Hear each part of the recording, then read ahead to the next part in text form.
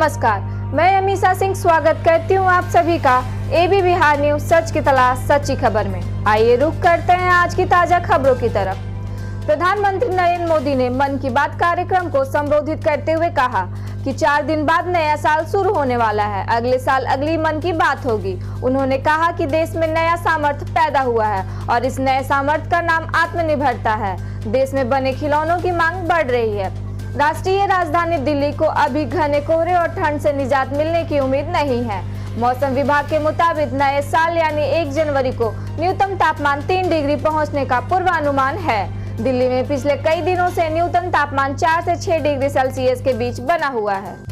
गृह मंत्री अमित शाह पश्चिम बंगाल के बाद पूर्वोत्तर के प्रमुख राज्य असम के दौरे पर हैं। रविवार सुबह शाह असम के प्रसिद्ध कामाख्या मंदिर पहुंचे।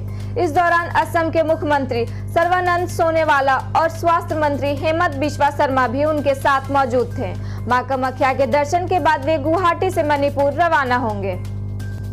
देश में पंजाब हरियाणा के बाद सबसे अधिक स्मैक और नशीली दवाओं की खेप इन दिनों बिहार में खपाने का काम आतंकी संगठनों द्वारा किया जा रहा है। बताया जाता है कि पाकिस्तान लगातार अपनी नापाक हरकतों से बाज नहीं आ रहा है और यही वजह है कि वह बांग्लादेश वाया नेपाल के रास्ते पश्चिम बंगाल में स्मैक और नशीली दवाओं की खेप लगातार भेज रहा है।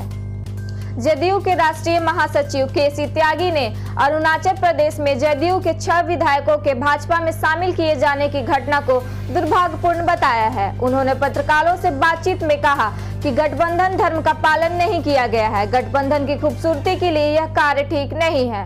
हालांकि उन्होंने यह भी कहा कि इस घटना से बिहार पर कोई असर नहीं होगा। नए कृषि कानूनों के विरोध में दिल्ली बॉर्डर पे पिछले 32 दिनों से किसानों का आंदोलन जारी है। किसान हर हाल में कृषि कानूनों को खत्म करवाना चाहते हैं, जबकि सरकार कानून के संशोधन को तैयार नहीं है। इस गतिरोध के बीच किसान सरकार से बातचीत को तैयार हो गई है।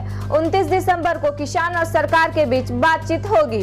खबर यह है कि अगर इस बार भी बातचीत से रास्ता नहीं निकला तो किसान आंदोलन को और उग्र कर सकते हैं।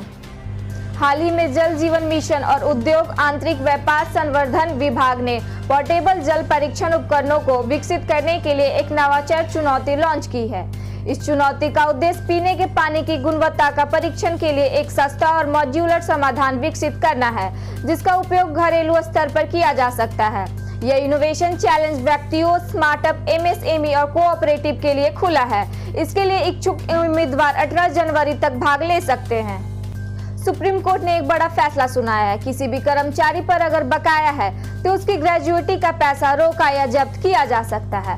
न्यायमूर्ति संजय के कौल की अध्यक्षता वाली पीठ ने कहा कि किसी भी कर्मचारी की ग्रेजुएटी से दंडात्मक किराया, सरकारी आवास में रिटायरमेंट के बाद करने के लिए जुर्माना सहित किराया वसूलने को लेकर कोई प्रतिबंध नहीं है।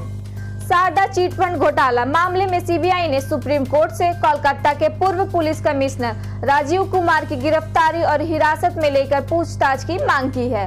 सीबीआई का कहना है कि राजीव कुमार जांच में सहयोग नहीं कर रहे हैं। कोलकाता के हाईकोर्ट ने पिछले साल 1 अक्टूबर को उन्हें जमानत दी थी।